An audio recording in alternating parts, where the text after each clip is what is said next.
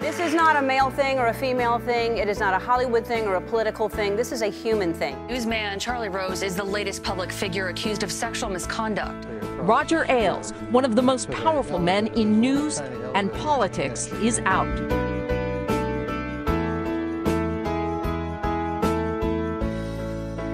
I'm Nick Clavello. I'm Mrs. Ball. I'm Mr. Ream. I'm Kaylee Medina. I'm Brandon Martinez. My name is Miss Riegert. I'm Mrs. Reichenberg. I'm Spencer Jellick. I'm Michaela Ocampo. So what I know about the Me Too movement is the hashtag started by Alyssa Milano, and then it became a way for women all across the United States and across the world to share their stories of harassment, of abuse, and violence.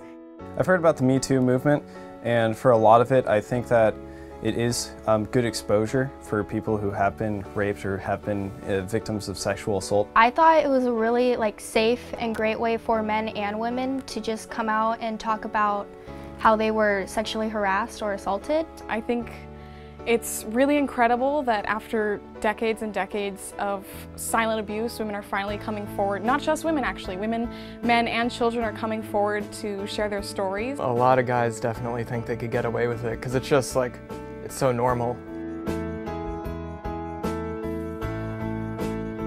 I do think a lot of males do think they can get away with it.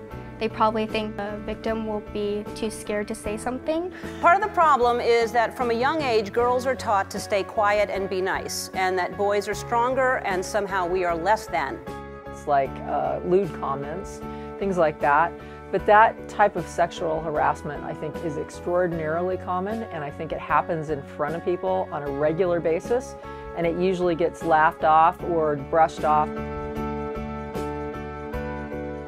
I have seen sexual harassment on campus. Some guys will make lewd comments, or even if I were to wear a really short skirt, someone told me I look like a street whore. Catcalling and stuff, and just general really rude stuff happening. I think that at school you are in such a huge environment and there's so many things happening that sexual harassment probably does go unnoticed a lot of the time. It's not just Hollywood, it's not just in the music industry, it's present on the school campus and it will be present throughout our lives. So I think that if we tackle it now and we kind of reshape the culture, then we can ensure that this will not be the normal for our next generations. One way that we try to prevent sexual harassment is through education, and it happens on an annual basis where every single employee of the Los Alamitos Unified School District actually has to go through sexual harassment training.